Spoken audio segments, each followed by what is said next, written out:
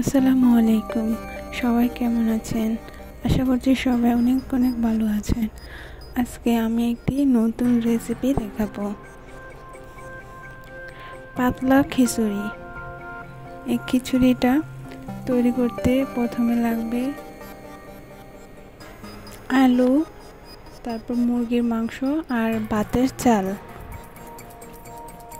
প্রথমে প্রেসার কুকারে আমি সামান্য পরিমাণে তেল দিয়ে এতে দিয়ে দেব এলাচ, দারুচিনি,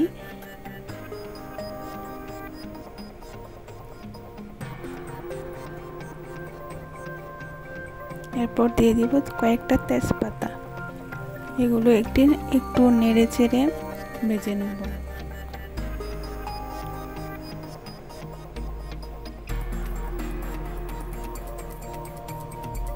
এরপর দিয়ে দিব কুচি করে রাখা পেঁয়াজ।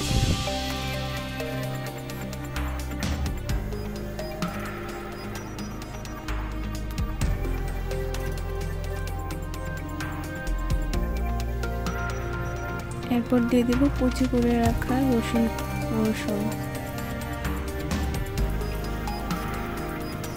এগুলো একসাথে ভালো করে ভেজে নেব।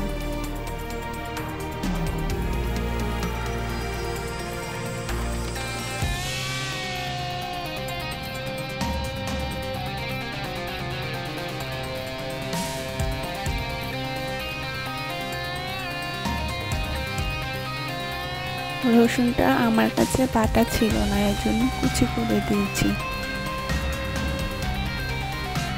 কুচি করে রাখা রসুন কুচি তারপরে দিলে ভাজা হয়ে গেলে দিয়ে দিব জিরা বাটা,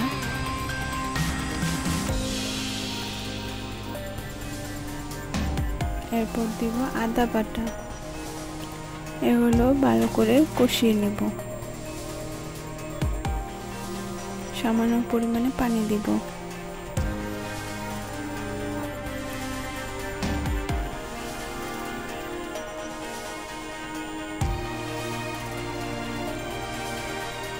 এরপর দিয়ে দেব লবণ।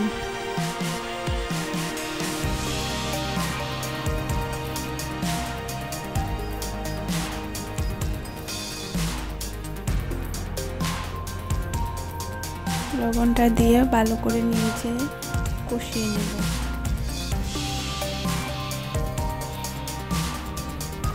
মরিচ গুঁড়ো,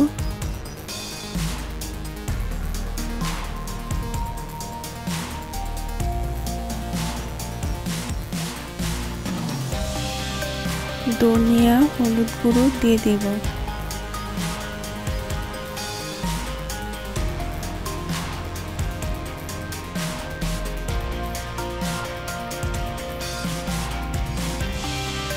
এগুলো ভালো করে নেড়ে চেড়ে দেব।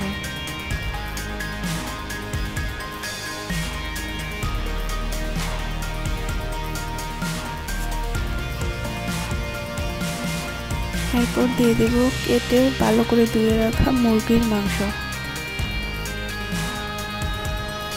আজকে খিচুড়িটা তৈরি করা হচ্ছে ভাতের চাল আর বুটের ডাল দিয়ে। খেতে খুবই সুস্বাদু। মাংসটা ভালো করে কষানো হয়ে গেলে দিয়ে দিব বুটের ডাল। এই বুটের ডালটা আমি 2 ঘন্টা আগে ভিজিয়ে রেখেছিলাম। এরপর নেড়ে ছেড়ে ভালো করে ঢাকনা দিয়ে ঢেকে দেব। কয়েকটা আলু দিয়ে দেব। আলুটা দিয়ে ভালো করে নেড়ে ছেড়ে দেব।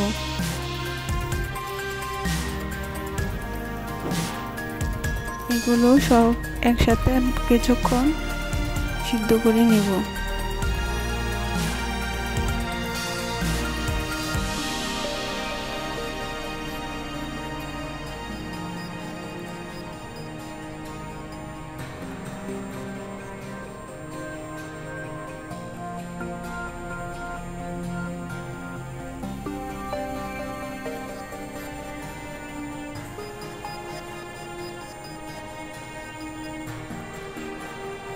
এরপর দিয়ে দিব ধুয়ে রাখা ভাতের চাল।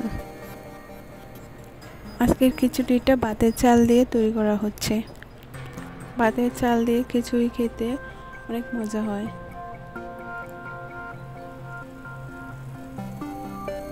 ভাতের চাল দিয়ে ভালো করে নেড়ে চেড়ে চালটা ভেজে নেব।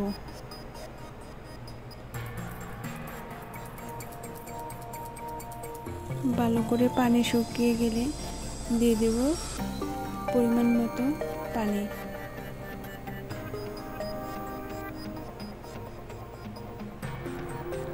পানির পরিমাণ বাড়িয়ে দেব, এতে করে খিচুড়িটা পাতলা হবে।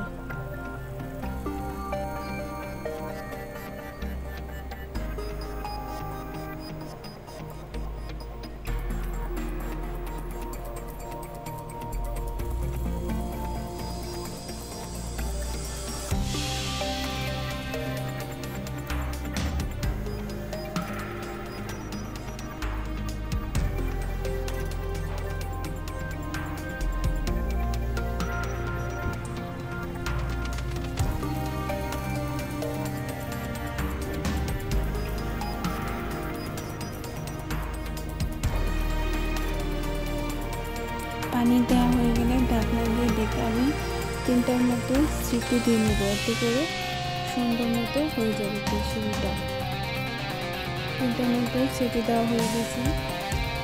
এখন দেখুন খিচুড়িটা দেখতে কত সুন্দর হয়েছে।